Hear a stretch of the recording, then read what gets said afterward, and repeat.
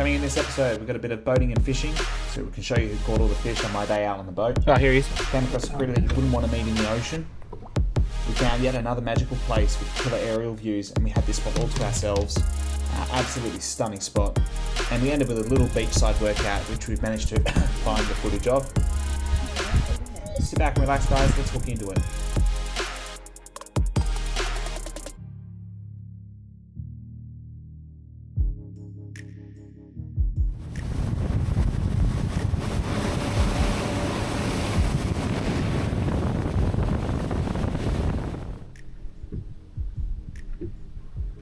I was just going to say, they've just come on the screen. Ready? They just haven't come on my line. Oh, he's getting chased. What is it? The one I got is a cod. Yeah.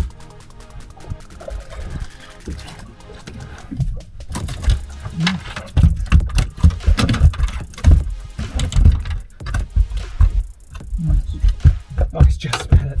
Very nice. Push your feet. Ah! Guess what? There goes the bait bucket. All the fishing. Sake. Get out of the way.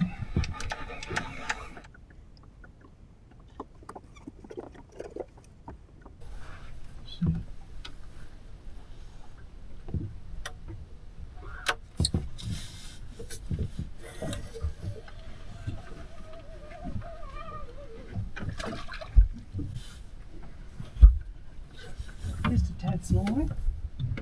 He might be good for high. Okay. I'll just move out of the way. Maybe 400. Close to it, 38 maybe. Snag. Yeah. Oh. No good? Yeah. 36? No, I don't know. Can you see that? No. I've lost it here. No, I've not got it here. Keep an eye out on the bait.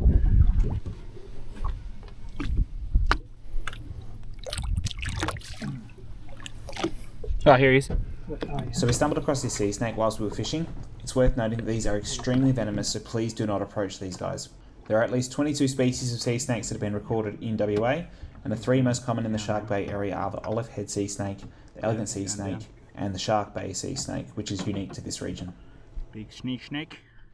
For those of you wondering, this is where we're staying at Monkey Mia, in respect to where this is in this wonderful state of ours. We are located right on that little tip there, right? That is where we are. So that's about 900 kilometres from Perth. So we're going to make our way back to camp and restock our bag. We'll get some water, get some sunscreen on, get some air garden insect repellent and stuff to get rid of these flies while we deal with that. Oh yeah, it's worth noting the general store that's here too.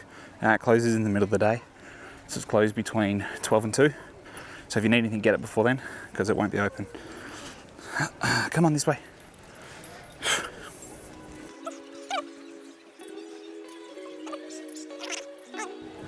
That is absolutely stunning. Come on.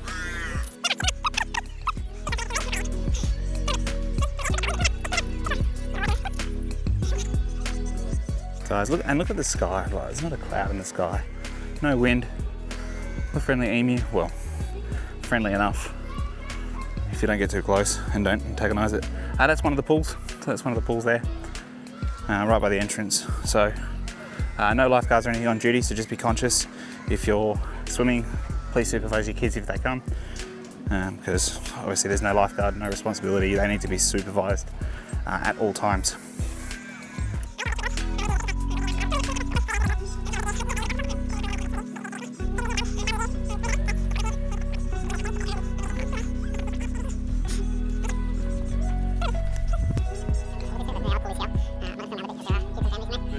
There is a little mini golf course here, which is new for us.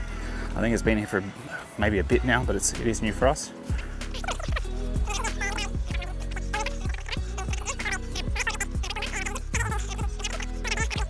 come on, this way. Wrong side. We do the turn. That's the unpowered camping exercise area right in front of us. So unpowered in front. I think they're marked off or cornered off with a bit of paint, just to kind of like mark out the blocks that are there. So all unpowered. Sorry for the shaky camera, the dog's pulling me as we're walking along.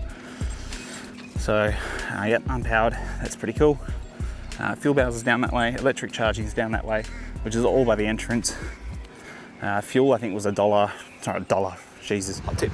Double check Denham's prices, because generally speaking it's a lot cheaper than Monkey Mia.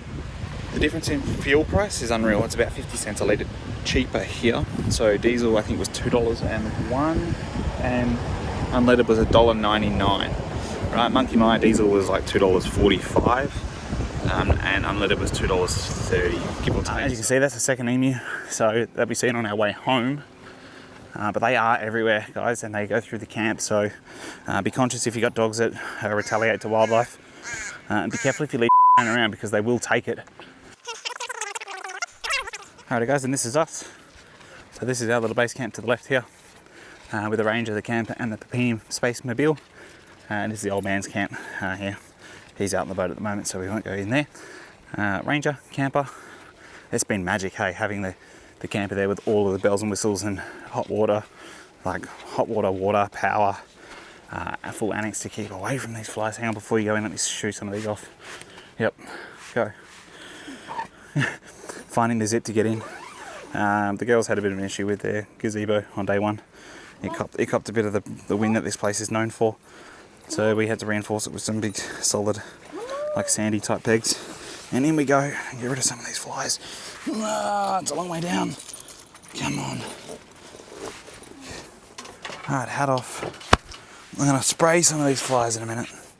But quickly, Alright, Space Mobile.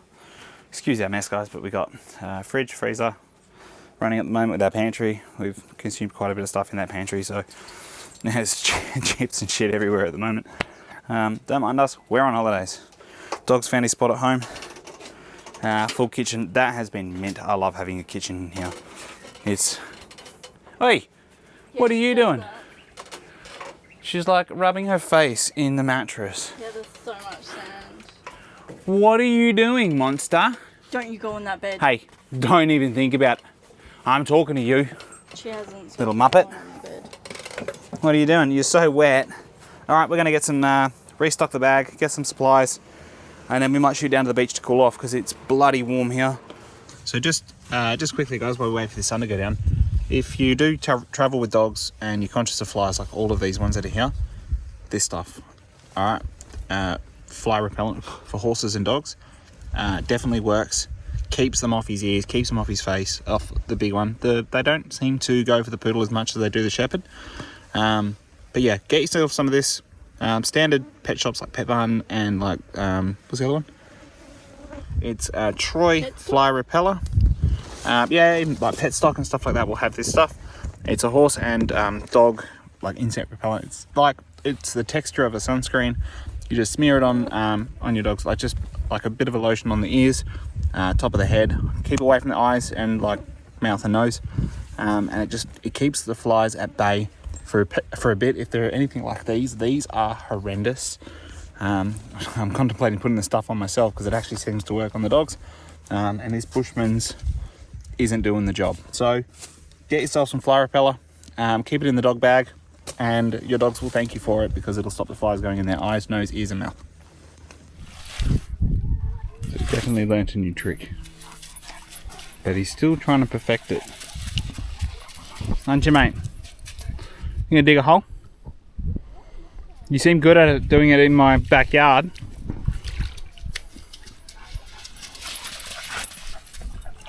Righto, you two, careful.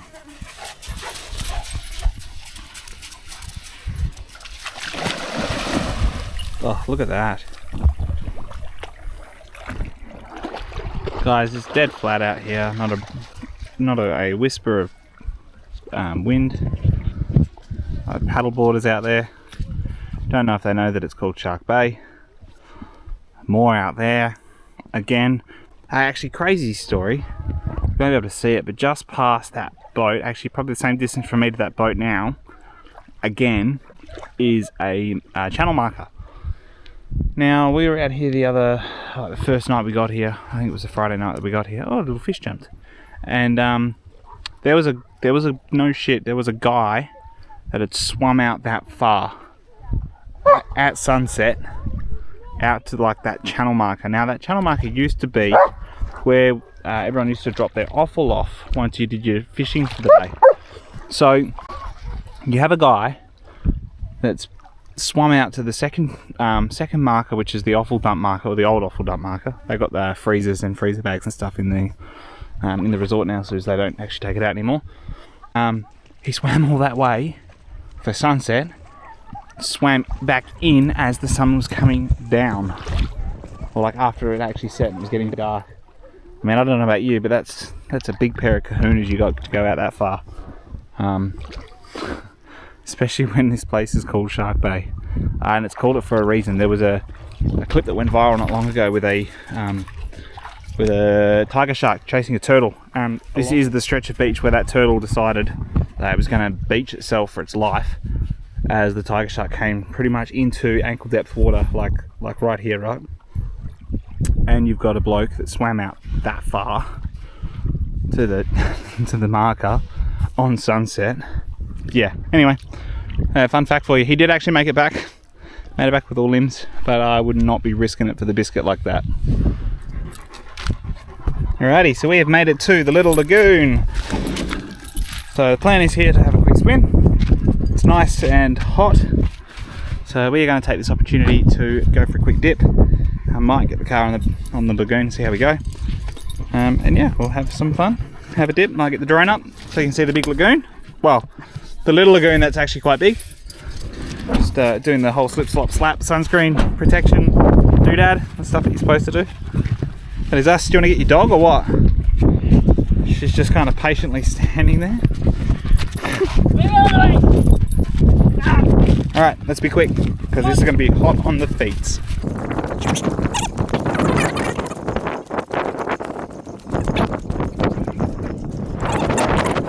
What's this like, guys? Is it nice? Yeah, that's warm.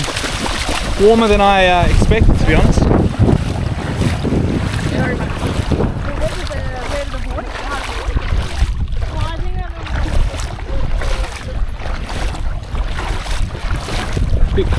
Bit warmer than I thought, eh? Yeah, it's nice. Not too cold. We're gonna have to walk out a fair way to go for a swim. Yeah, no shit. Like up here, there's plenty of parking. Probably about like 10 bays or so at least in there. There's a long drop toilet, which is nice. And I think there's one a bit further up here as well, from what I can see. But there is. So you know, someone's straight up here. So you can drive around the lagoon, from what I've gathered. Just don't be stupid, guys. Respect it, and if we don't respect it, we'll lose it. So please be conscious of that. Don't be an idiot around here. That's released a little bit. So yeah, welcome to the Little Lagoon. Get the drone up, and I'll show you what it looks like from the air.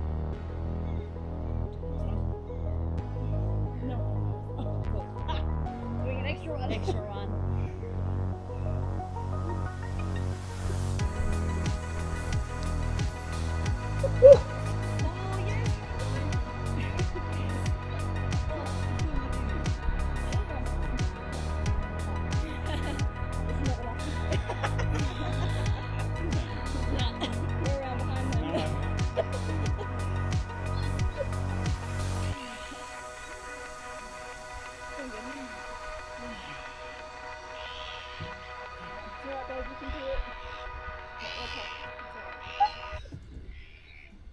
That's such a big time. Let's go. Oh, damn. Oh, damn.